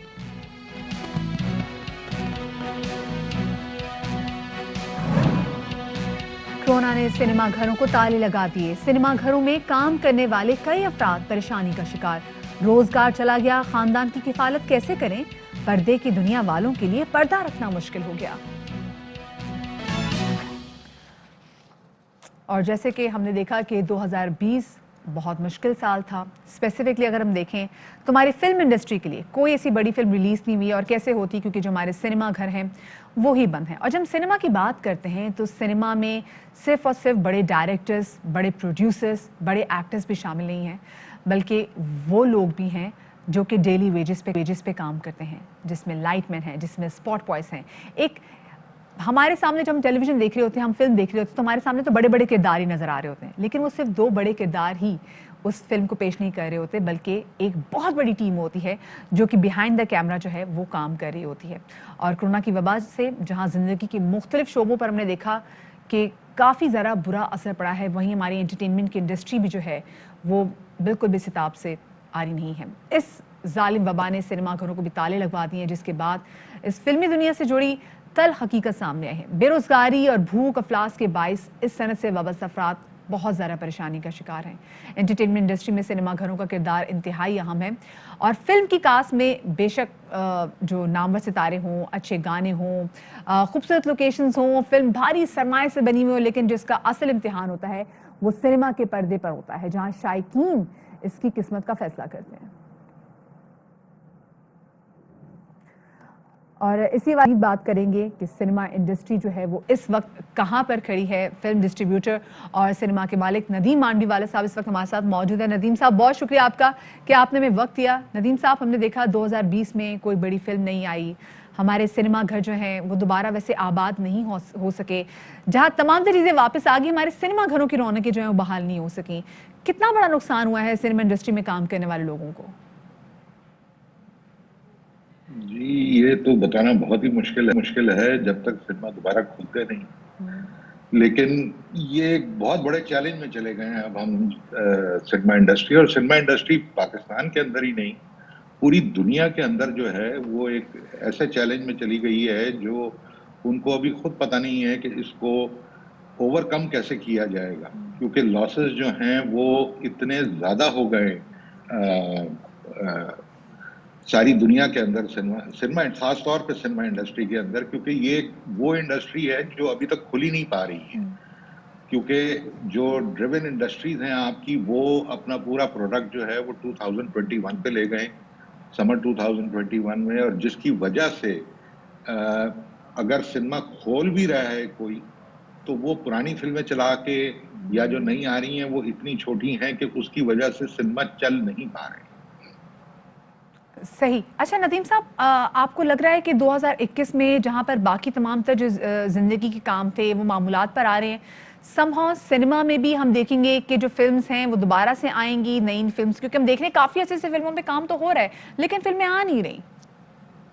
जी, हमें पूरी उम्मीद है, खास तौर पे पाकिस्तान के अंदर खुद कोई 30-35 फिल्में जो हैं वो पोस्ट प्रोडक्शन में हैं, और हर कोई ना कोई किसी मरहले पे हैं जो तैयार होने वाली हैं। तो ऑटोमेटिकली ये अप्रैल के बाद जैसे सिनेमा खुलेंगे, मेरा अपना अंदाज़ा ये है कि ये अप्रैल तक सिनेमा जो हैं वो दोबारा खुल जाएंगे, और अगर वो खुल जाते हैं तो उसके बाद से फिर ये सारी फिल्में जो हैं वो रिलीज होना शुरू हो जाएंगी। इंशाल्लाह इंशाल्लाह। अच्छा, लेकिन नदीम साहब, ये जो हमने बहुत बुरा टाइम गुजारा है पाकिस्तान सिनेमा इंडस्ट्री को भी लेके, इस दौरान क्या सरकारी सतह पर इस मखसूस शोबे की मुश्किलात दूर करने के लिए और लोगों की मुआवनत के लिए कोई एक्शन लिया गया है? देखिए, इसके लिए मीटिंग्स तो बहुत हुई हैं। गवर्नमेंट को मालूम भी है कि ये एक वाहिद इंडस्ट्री है जो अभी तक मार्च से बंद है और खुल नहीं पा रही है। वजूहात उसकी जो भी हैं, लेकिन वो अभी तक चल नहीं पा रही। तो ऐसा नहीं है कि गवर्नमेंट को मालूम नहीं है, और गवर्नमेंट कम से कम हमसे ये दिलासा तो दिए चले जा रही है, और उम्मीद भी है कि गवर्नमेंट विल कम आउट, क्योंकि दुनिया के अंदर हर जगह सिनेमा इंडस्ट्रीज के साथ पैकेजेस दिए गए हैं, खास तौर पे, वरना तो वो बैंकरप्सी की तरफ जा रहे हैं। तो उसकी वजह से हमें भी उम्मीद ये है कि government will come out at the right time and they will announce some incentives कि जिसकी वजह से एक होप पैदा हो सिनेमा वालों को भी कि भाई हमें बिल्कुल छोड़ नहीं दिया गया। गवर्नमेंट तो नदीम साहब, आप लोगों की इतनी मुलाकातें भी हुई हैं, तो क्या ऐसे उसके बाद कोई रिलीफ पैकेज की बात की जा रही है? क्योंकि अगर जिसको जितना डिले किया जाएगा तो कहीं ऐसा ना हो कि वापस हमारी सिनेमा इंडस्ट्री को, हमारी फिल्म इंडस्ट्री को पैरों पे खड़ा करना बड़ा मुश्किल हो जाए, और फिर वही हमने जैसे एक टाइम में देखा था कि जो सिनेमा घर थे उनकी बिल्डिंग्स गिरा रहे थे, वहाँ पे बड़े बड़े प्लाजाज बन रहे थे। एक्चुअली इसको थोड़ा सा अमेलगमेट कर दिया है फिल्म पॉलिसी के साथ। तो वो जो रिलीफ पैकेज भी जो है वो फिल्म पॉलिसी और दोनों चीजें एक साथ आने लगी हैं, जिसका शिबली साहब ने अभी जिक्र भी किया था अपने एक इंटरव्यू के अंदर कि मार्च में वो एक्सपेक्टेड है कि वो दोनों चीजें इम्प्लीमेंट होंगी। सो उम्मीद तो यही है कि मार्च में कोई ऐसा इंसेंटिव प्लान गवर्नमेंट की तरफ से आएगा जिससे सिनेमा इंडस्ट्री को फर्क पड़ेगा। क्योंकि अगर वो नहीं फर्क पड़ा और ये इंसेंटिव प्लान नहीं दिया गया तो आपके बहुत सारे सिनेमा जो हैं वो they will be in a lot of trouble, कि जिसकी वजह से वो जब खुलने पे भी आएंगे तो उनके पास इतना कैश फ्लो ही नहीं होगा, उनके पास कोई इंसेंटिव नहीं होगा कि वो अपने आप को खोल सके, और पाकिस्तानी इंडस्ट्री खास तौर के ऊपर बहुत बुरी तरह हर्ट हो सकती है। बिल्कुल बिल्कुल। यहाँ पे तो मेरे ख्याल से जो हमारी महकमा सकाफत है उनको भी देखना चाहिए, क्योंकि हमारी जो फिल्म्स हैं वो बड़े अच्छे तरीके से हमारे कल्चर की अक्कास होती हैं, बड़े अच्छे तरीके से कल्चर को सिर्फ ना सिर्फ डिपिक्ट करती हैं बल्कि टूरिज्म बढ़ाने में बड़ी ज़्यादा मददगार साबित होती हैं। वैसे आप मुझे नदीम साहब कुछ बता सकते हैं कि कितने अमाउंट हैं उन लोगों की जो कि एक इस इंडस्ट्री से वाबस्ता हैं, जो कि इस वक्त सफ़र कर रहे हैं? देखिए, पाकिस्तान के अंदर ये बहुत मल्टीप्लिकेशन है इसके अंदर, सिनेमा के अंदर, क्योंकि it is not only about the employees of the cinema. Cinema के साथ रिलेटेड इंडस्ट्रीज इतनी हैं कि जिसके साथ हर आदमी एक जुड़ा हुआ है। तो ये तो हजारों में और मेरे ख्याल में लाखों में चली जाएगी। सही, बहुत शुक्रिया। और अभी सब परेशान बैठे हुए, हर आदमी हमें रोज फोन करता है और हर आदमी हमसे रोज पूछता है कि जी क्या होगा, और हम इसी उम्मीद पे हम भी उनको ये उम्मीद दिलाते रहते हैं कि नहीं, इंशाल्लाह चीजें ठीक भी होंगी। हाँ, मुश्किल वक्त है, मुश्किल वक्त गुजारना भी पड़ेगा, और हो सकता है कि इसके अंदर डैमेज भी बहुत बड़ा हो, लेकिन जैसे सारी दुनिया लड़ रही है आपको भी उसके लिए लड़ना तो पड़ेगा। बिल्कुल, सर्वाइवल की जंग यहाँ पे बहुत ज़्यादा ज़रूरी है। बहुत ही नदीम मानवीवाला साहब हमारे साथ मौजूद थे और यहाँ पर बात हो रही है सर्वाइवल की। लाखों लोगों का जो रोज़गार वाबस्ता है सिनेमा इंडस्ट्री से, और मेरे ख्याल से अब एक टाइम आ गया है कि अब हुकूमती सतह पर इस इंडस्ट्री को वापस इसके पाँव पे खड़ा करने के लिए इक़दाम किए जाने चाहिए, ताकि वो लोग जो इसकी वजह से सफ़र करें, जिनके घरों के चूल्हे ठंडे पड़ गए हैं, उनकी ज़िंदगी जो है वो दोबारा से एक तरीके से चालू हो सके। है जी, वैसे आपने कभी सोचा कि आपकी कोई ना कोई ऐसी छोटी सी नेकी या आपकी किसी ना छोटी से छोटी एडवाइस ने किसी की पूरी ज़िंदगी बदल दी हो, या आपकी एडवाइस और आपका छोटा सा मशवरा किसी की ज़िंदगी बदल सकता है? पेशावर में जनाब ऐसा हुआ एक नहायत ही होनहार लड़की के साथ। एक डॉक्टर के हमदर्दाना मशवरे ने मुमताज़ जमाल की पूरी ज़िंदगी बदल दी। माजूरी के बायस व्हीलचेयर से शुरू होने वाला सफ़र फिर कभी उनका थमा ही नहीं, और आज मुमताज़ जमाल एक बाकमाल डॉक्टर हैं। हॉलैंड में एक कामयाब मुहक्किक और माहिर नफ्सियाती खिदमात सर अंजाम दे रही हैं। डॉक्टर मुमताज़ पर यह शेर बिल्कुल सादिक आता है کہ ہم وہ نہیں کہ جسے زمانہ بنا گیا، ہم اپنی سنگ راہ خود تراشتے ہیں۔ ہمارے ساتھ اس وقت بات کرنے کے لیے موجود بھی ہیں ہالینڈ میں مقیم بہادر پاکستانی ممتاز جمال صاحبہ، جو کہ کلینیکل سائیکالوجسٹ ہیں۔ ڈاکٹر صاحبہ بہت شکریہ آپ کا کہ آپ نے وقت دیا۔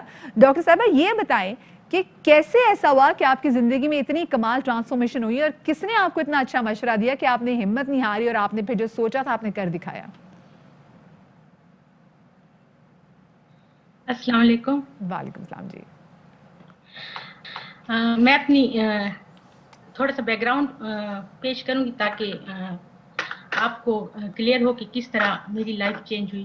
سب سے پہلے جب میری برتھ ہوئی تو میں ایک نارمل بچی کے طور پہ میری برتھ ہوئی، لیکن جب میں تقریباً 1 سال کی تھی تو مجھے پولیو ہوا، اور پولیو کے بعد میرا اسپائنل کارڈ اور لوور باڈی مکمل ڈیمیجڈ ہو گئی، اور اس کی وجہ سے میں اسکول نہیں جاتی تھی۔ جب اسکول ایج میری ہو گئی تو میرے امی ابو کو سمجھ نہیں آ رہی تھی کہ وہ کس طریقے سے مجھے اسکول بھیجیں گے، تو اس طرح لیکن اتفاق سے ایک دفعہ میں اپنے ابو کے ساتھ ڈاکٹر کے پاس گئی تھی کہ اس نے میرے ابو سے پوچھا کہ یہ اسکول جاتی ہے، تو میرے ابو نے کہا کہ نہیں، تو اس نے میرا آئی کیو ٹیسٹ کیا اور اس نے کہا کہ اس کا آئی کیو تو بہت اچھا ہے تو اس کو تو اسکول جانا چاہیے۔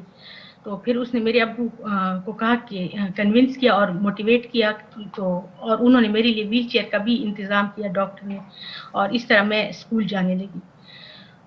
اور اسکول اس ٹائم میں قطر میں تھی، تو اسکول کے اندر بھی مجھے کافی، جب میں بالکل اسکول میں مجھے کافی مشکلات کا سامنا اس طرح آیا کہ ایک تو اسکول ایکسیسیبل نہیں تھا، جو انٹرنس تھی وہ ایکسیسیبل نہیں تھی، اور اس کے علاوہ باتھ روم کا مسئلہ تھا، باتھ روم بھی ایکسیسیبل نہیں تھے۔ انٹرنس میرے والد نے میرے لیے سلوپ بنایا، تو اس طرح میں آسانی سے جانے لگی۔ اور اس کے علاوہ ٹیچرز کا بھی کچھ رویہ خاص اچھا نہیں تھا، کیونکہ ان کا خیال تھا، انہوں نے کہا تھا کہ یہ تم میری امی کو کہتی تھی کہ یہ نہیں کر سکتی، لیکن میری امی بہت زیادہ چاہتی تھی کہ میں اسکول جاؤں، تو اس طرح میں جانے لگی، اور پھر آہستہ آہستہ راستے ہموار ہوئے، اور میں نے وہ کلاس 6 تک وہاں سے پڑھا، اور کلاس 6 کے بعد ہم پاکستان آئے، اور وہاں پہ میرا تعلق ہنگو سے ہے، اور وہاں پہ ہنگو کے میں ایک سرکاری اسکول میں داخل ہو گئی، کیونکہ وہاں پہ لڑکیوں کے لیے انگلش میڈیم نہیں تھا، تو میں اردو میڈیم میں گئی، اور وہاں بھی میرے ابو نے میرے لیے اسکول میں سلوپس وغیرہ بنائے، اور میری فرینڈس جو ہیں وہ میری ہیلپ کرتی تھی کلاس تک لے کے جانے میں، اور اس طرح میں نے ہنگو سے میٹرک کیا۔ میٹرک کے بعد میں آگے پڑھنا چاہتی تھی، تو میرے ابو نے میری خاطر ہم پشاور ہم نے موو کر لیا۔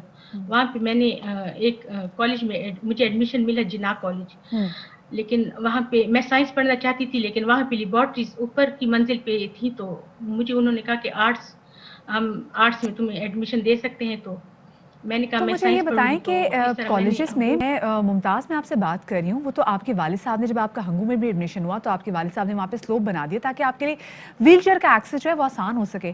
سو صرف آپ نے کالج میں سائنس میں اس لیے ایڈمیشن نہیں لیا کیونکہ جو سائنس کی کلاسز تھیں وہ فرسٹ فلور میں تھیں، اور جو گراؤنڈ فلور پہ جو کلاسز تھیں تو وہ آرٹس کی تھیں، تو اس لیے آپ کو آرٹس کا انتخاب کرنا پڑ گیا؟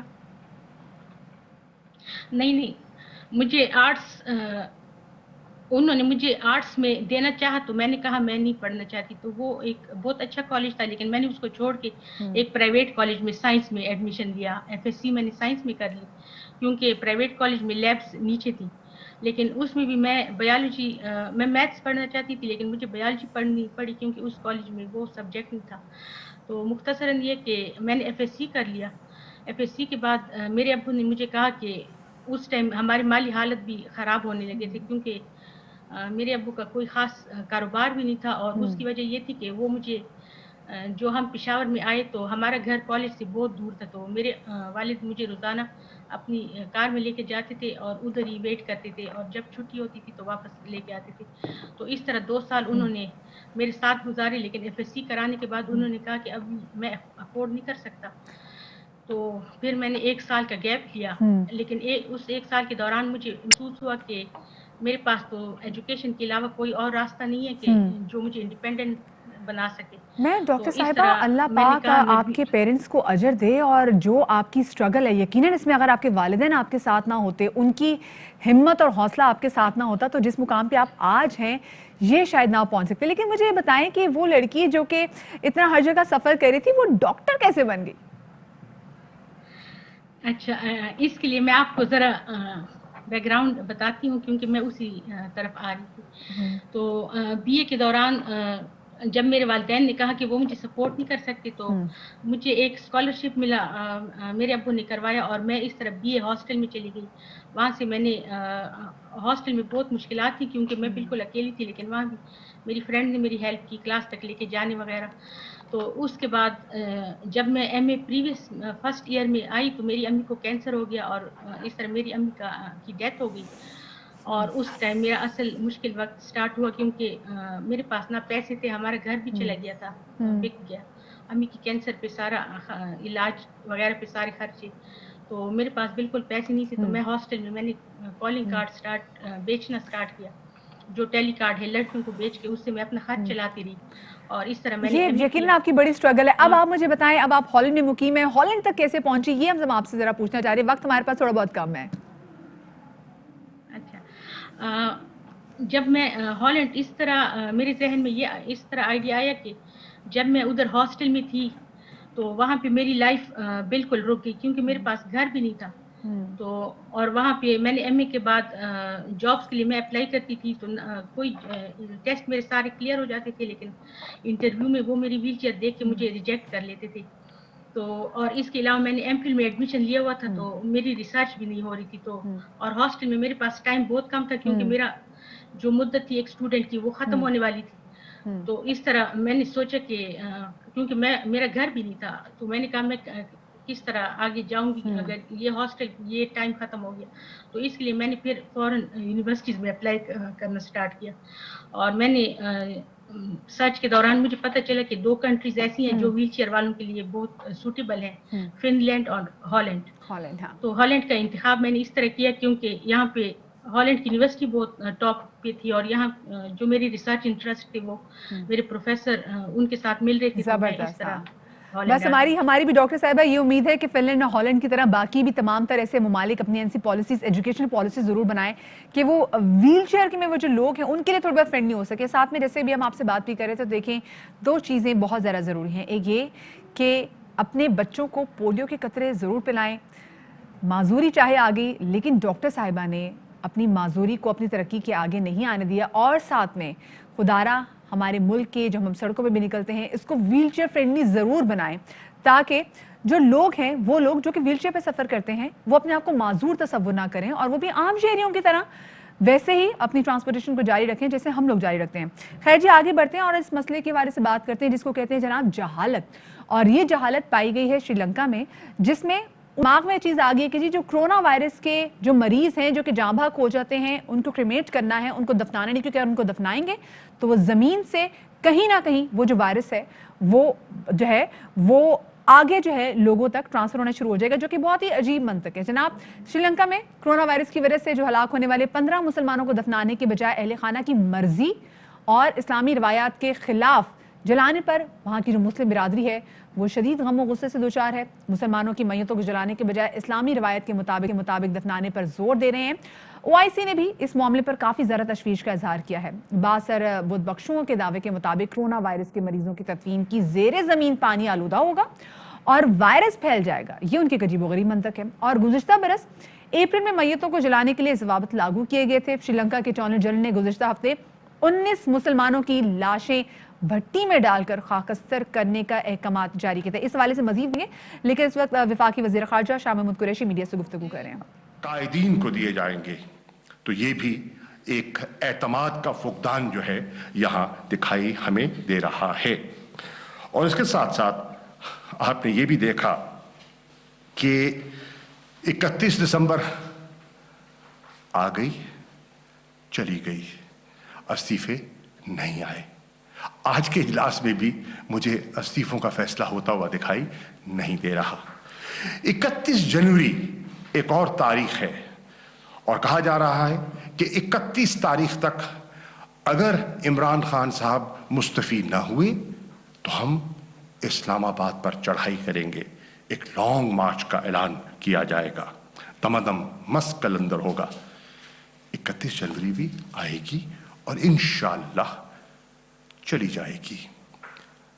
अब देखना यह है कि फैसला पीपल्स पार्टी ने क्या किया है।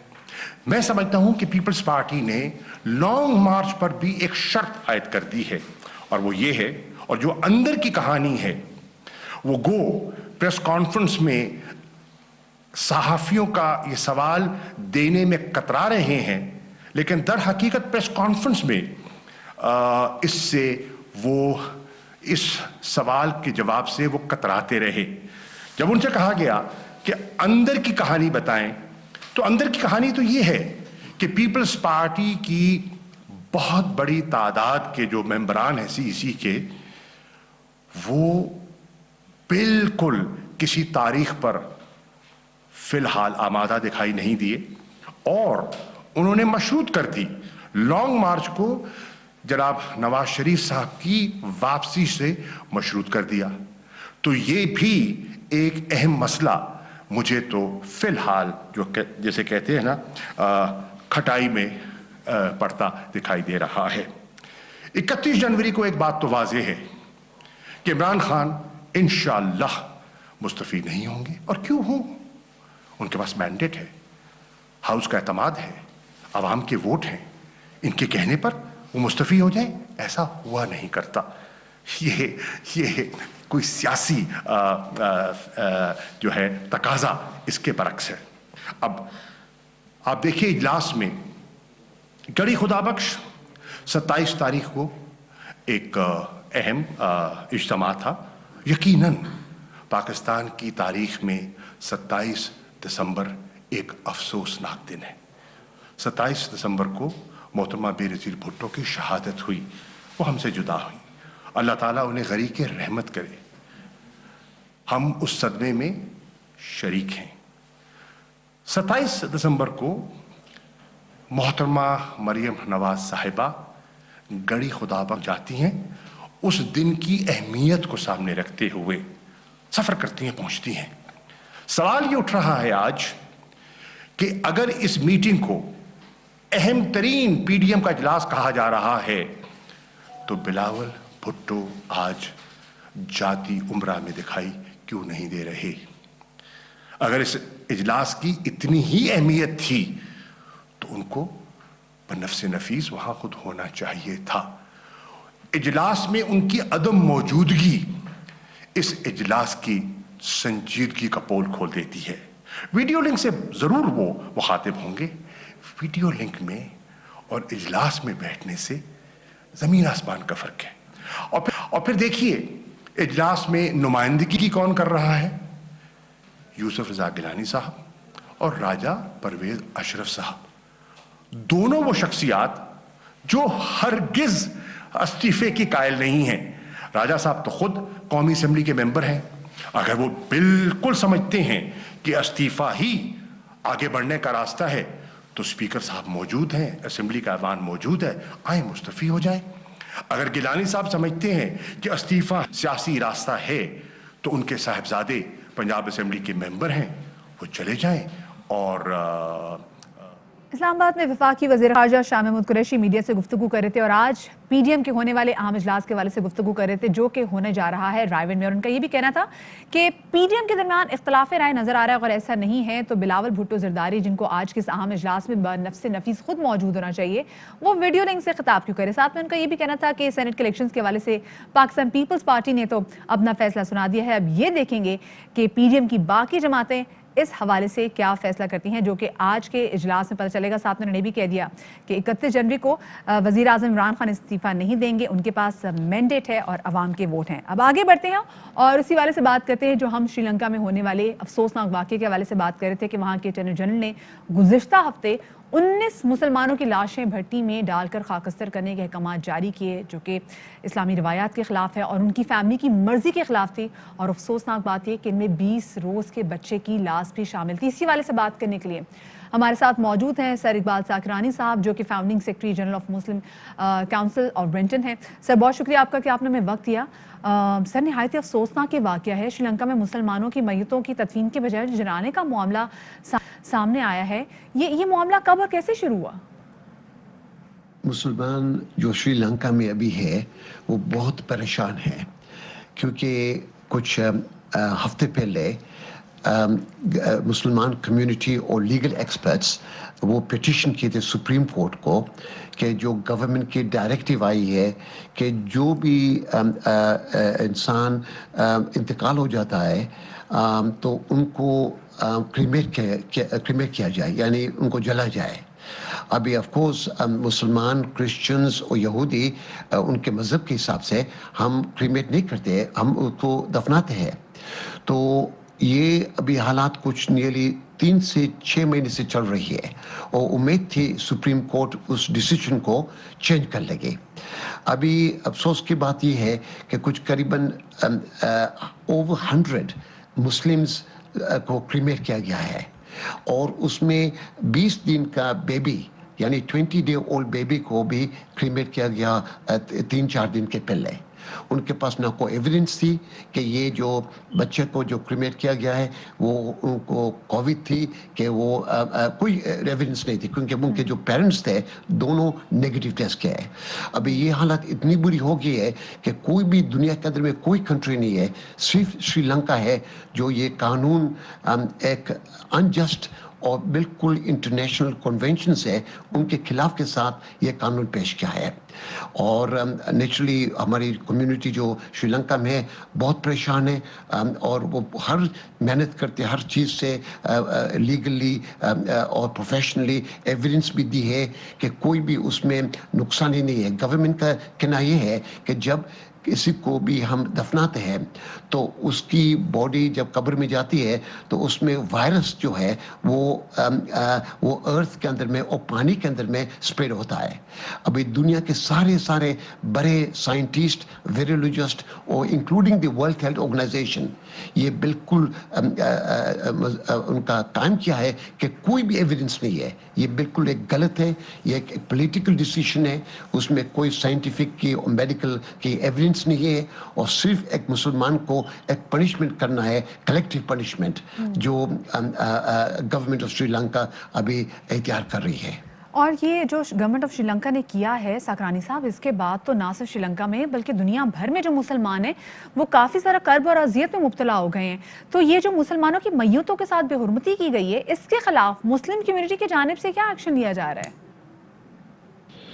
نیکسٹ ویک کچھ فیملیز جس کے ممبرز کو جلا گیا ہے وہ کورٹ کے اندر میں پٹیشنز پھر دوبارہ کر رہے ہیں اور اپیل کرتے ہیں کہ پوری بینچ سپریم کورٹ اس میٹر کو ڈیسائیڈ کیا جائے.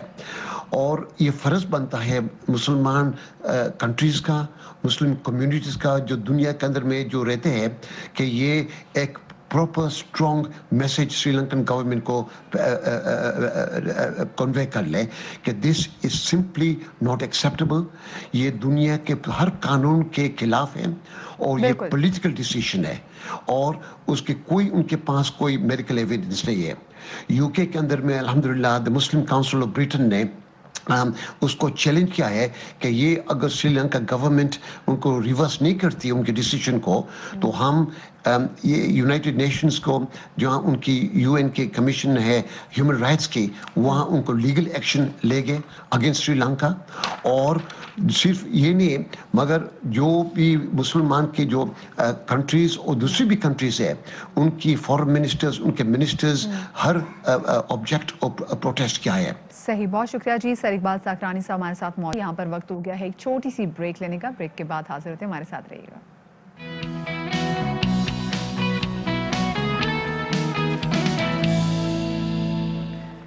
Welcome back after the break. 2020 تو گزر گیا لیکن بہت سے لمحات تصویر کی صورت میں قید کر گیا. کیمرے کی آنکھ میں محفوظ ان لمحات کے پیچھے ایک داستان چھپی ہوتی ہے، ایک سٹوری ہوتی ہے. سن 2020 میں دنیا بھر سے لی گئیں کچھ حیرت انگیز تصویروں نے لوگوں کو دم بخود کر کے رکھ دیا.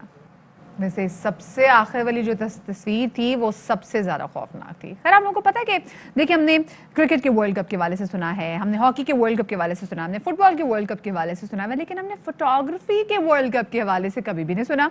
तो आज हम इस हवाले से बात भी करेंगे और मेहमान भी हमारे साथ मौजूद हैं. आपको पता है इस साल जो फोटोग्राफी का वर्ल्ड कप हुआ है उसमें इस बार पाकिस्तान से 9 फोटोग्राफर्स की तस्वीर जो थी वो मुंतखब की गई और इस मुकाबले में कराची से ताल्लुक़ रखने वाले फुरकान लश्करवाला की 2 तस्वीरें शामिल हैं. नगर नगर घूमने वाले फुरकान लश्करवाला गुज़िश्ता 8 बरस में कोई 10,000 की जो करीब तस्वीरें वो बना चुके हैं, जिनमें से बलूचिस्तान, कश्मीर समेत बालाई इलाकों की ऐसी लोकेशंस भी शामिल हैं जहाँ पर बहुत कम लोग हैं जो जाने का सोचते भी हैं और जा पाते हैं. नेशनल और इंटरनेशनल सतह पर उनकी तस्वीर को काफ़ी ज़रा पजीराई भी मिली है और उनकी फ़ोटोग्राफी का मकसद पाकिस्तान के मस्बत और ख़ूबसूरत चेहरों को दुनिया तक पहुंचाना है. तो आज हमारे साथ हमारे स्टूडियोज़ में मौजूद थी, हमारे स्टूडियो गेस्ट थे फुरकान लश्करवाला. उनको वेलकम कहेंगे. अस्सलाम वालेकुम फुरकान, वेलकम टू बाखबर सवेरा. फुरकान ये बताएं कि आप माशाल्लाह से 8 साल आप इस फील्ड से वाबस्ता है. स्टार्ट आपने कैसे लिया? कौन सी पहली सी तस्वीर थी जिसको देख के आप इतना मुतासर हुए कि आपने सोचा फोटोग्राफी करनी है? देखें बेसिकली बुनियादी तौर पे जो फ़ोटोग्राफ़र्स या ट्रैवलिंग का शौक़ है वो अल्लाह ताला फ़ितरी एतबार से इंसान के अंदर जो है वो उसकी रूह में डालता है, यानी कि उसको एक कनेक्टिविटी होती है जो उसे खींचती है. तो बचपन से ही ट्रैवलिंग का और नेचर से फितरत से एक लगाव था, तो हमेशा ट्रैवलिंग अट्रैक्ट करती थी. फिर जब पहली मरतबा मैं नॉर्दर्न एरिया गया और मुझे याद है कि मुज़फ़्फ़राबाद के जब मैंने बालाई इलाकों को, पहाड़ों को देखा तो उन्होंने इतना ज़्यादा इंस्पायर किया कि वो सफ़र जो आज से 8 साल पहले शुरू किया था वो अब रुकने को नहीं है. और अल्हम्दुलिल्लाह मुझे इस बात पे फ़ख्र है कि मैं करिया बस्ती बस्ती घूमता हूँ और पाकिस्तान का वो मस्बत पहलू कि जो पाकिस्तान के लिए बहुत बहुत ज़रूरी है कि हम दुनिया को दिखाएं कि हमारा मुल्क कितना खूबसूरत है. फुरकान कहाँ तक आप अभी तक ट्रैवल कर चुके हैं?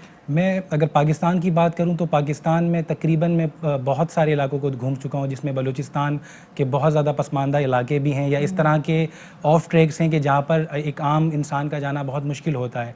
उसके लिए बहुत प्लानिंग और वेदर और तमाम चीज़ों को देखना पड़ता है.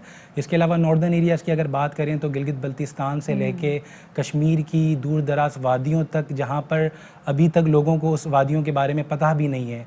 तो इसी तरह से बहुत सारे ऐसे वाटरफॉल्स हैं, बहुत सारी ऐसी झीलें हैं जो कि अभी तक पाकिस्तानियों को भी नहीं पता. बिल्कुल. तो वहाँ जाके उनको एक्सप्लोर करना, फिर उन तस्वीर को पूरी दुनिया में कोशिश करना कि वो आगे बढ़ें और पाकिस्तान का एक मस्बत पहलू उजागर हो सके. अच्छा, कौन सी ऐसी जगह फुरकान आपको लगती है जो कि बड़ी अंडररेटेड है, लोगों को इसका पता ही नहीं है और अभी तक लोगों तक वो जगह पहुँच ही नहीं सकी? बिल्कुल. अगर बलूचिस्तान की मैं बात करूँ तो देखें बलूचिस्तान पाकिस्तान का एक ऐसा सूबा है कि नॉर्दर्न एरिया तो अपनी जगह पर, बट बलूचिस्तान में इतना पोटेंशियल है कि अगर सिर्फ हमारी हुकूमत और हम सब मिलकर उसमें टूरिज़म के पोटेंशियल को वाज़े तौर पर नुमाया कर सकें तो किसी भी एतबार से इजिप्ट और एरिज़ोना से वो इलाका कम नहीं. तो बलूचिस्तान में ही मूला चटोक वाटरफॉल, इसी तरह से और हमारे चागी के इलाके के जो चागी का इलाका है वहाँ बहुत सारे ऐसे माउंटेन हैं और ऐसा हेरिटेज वहाँ बलूचिस्तान में मौजूद है, ऐसे लैंडस्केप मौजूद हैं कि अगर उन्हें वाज़े तौर पे अगर हम एक्सप्लोर करके मार्केट करें तो इतना पोटेंशियल है टूरिज्म के लिए कि उससे हम बहुत अच्छा जो है वो. ये तो फुरकान मैं शो के बाद आपसे लिस्ट में बनवाऊंगी जिसमें पूछूंगी कौन कौन सी ऐसी जगह जनाब जो कि पाकिस्तान में हमें अभी जिनको डिस्कवर करना ज़रूरी है. अच्छा ये बताएं कि जो वर्ल्ड कप अभी हुआ है फोटोग्राफी के, इसमें आपकी कौन सी ऐसी 2 तस्वीर है जो कि सिलेक्ट हुई थी? मैं चाहूँगी अपने नाज़रीन के लिए वो तस्वीर भी चलाएं ताकि बाद में हम उसका बैकग्राउंड भी आपसे पूछ सकें. जी अच्छा, एक तो आई बिलीव ये कैलाश की पिक्चर है आपकी? जी बिल्कुल, कैलाश की पिक्चर है.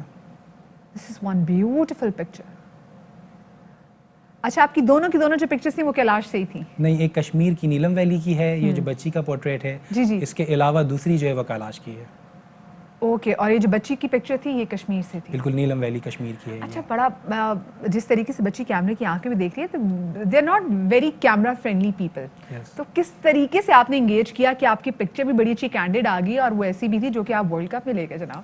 देखें, फ़ोटोग्राफी के अंदर एक सबसे बड़ी जो स्किल होती है कि आपकी जो तस्वीर होती है वो स्टोरी टेलिंग होना बहुत ज़रूरी है. और जब आप कॉन्टेस्ट और इंटरनेशनल अवार्ड की तरफ लेके जाना चाहते हैं तो उसमें तो सबसे ज़रूरी एलिमेंट ही है कि आपकी तस्वीर खुद बताए कि वो क्या कहना चाहती है.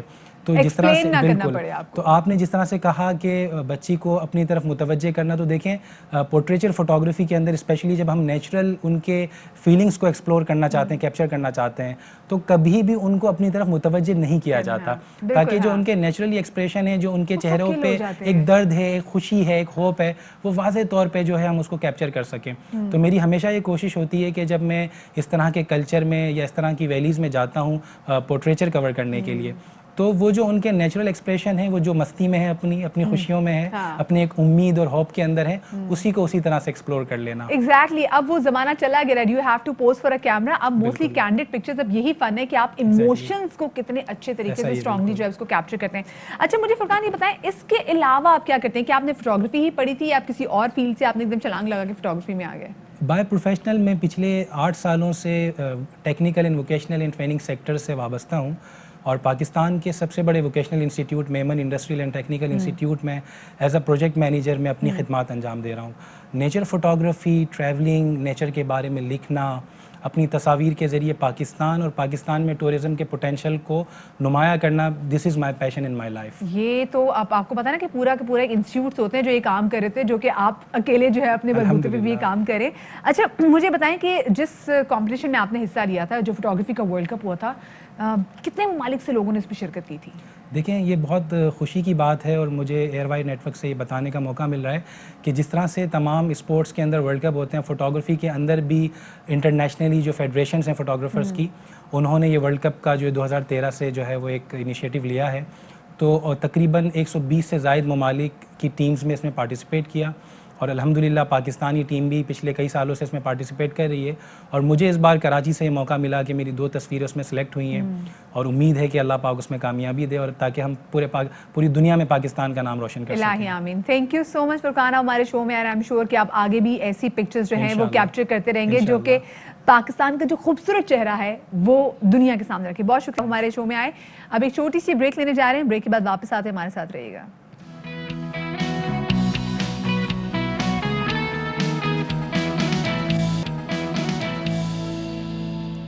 Welcome back after the break. اور 2021 کے سال کے پہلے باخبر شو جو سویرا کے شو میں جاتے جاتے جناب ہم یاد کریں گے ایک بہت بڑے سپر سٹار کو، بڑی اسکرین کے بڑے اداکار اور کامیڈی کے بے تاج بادشاہ سعید خان، جن کو آپ اور میں رنگیلا کے نام سے جانتے ہیں۔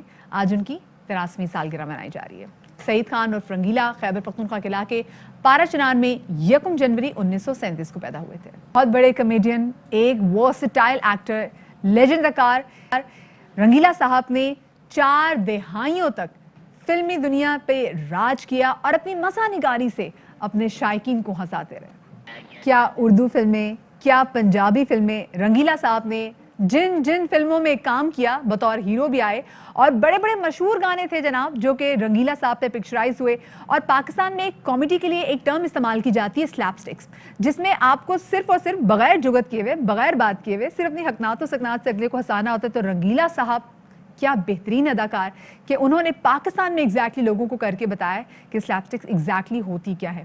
وہ تو آج ہمیں نہیں رہے، لیکن ان کے بہت سارے مداح آج بھی ان کے سٹائل کو کاپی کرتے ہیں، نہ صرف فلموں میں، ڈراموں میں، سٹیج پہ، تھیٹر پہ، کیونکہ رنگیلا صاحب خود تو نہیں، لیکن جو ان کا فن ہے، جو ان کا آرٹ ہے، جو وہ سلیپ سٹکس ہمارے یہاں پہ فنکاروں کو دے گئے ہیں، وہ فنکار آج بھی تھیٹر کی دنیا میں اور فلم کی دنیا میں وہ استعمال کرتے ہیں۔ کافی عرصے تک رنگیلا صاحب علیل رہے، اور اس کے بعد پھر 2005 میں رنگیلا صاحب نے اس دنیا سے رخصت ہو گئے، اور فلمی دنیا پھر ایک عظیم کامیڈین اداکار سے محروم ہوگی۔ رنگیلا صاحب تو نہیں ہے، لیکن وہ ہماری دلوں میں ہمیشہ راج کرتے رہیں گے، اور آنے والا اداکار اسپیسیفکلی وہ جو کہ اچھے کامیڈین بننا چاہتے ہیں، رنگیلا صاحب ان کے لیے ایک بہت بڑا انسٹیٹیوٹ ہے۔ یہاں پہ جناب اب وقت ہو گیا ہے آپ لوگوں سے اجازت لینے کا۔ اپنا بہت سارا خیال رکھے گا۔ اللہ کرے 2021 ہم تمام تر لوگوں کے لیے اچھی امیدیں لے کر آئے، برکتیں لے کر آئے، خوشیاں لے کر آئے، اور سب سے بڑی بات صحت لے کر آئے۔ کل ملاقات ہوگی۔ اللہ حافظ۔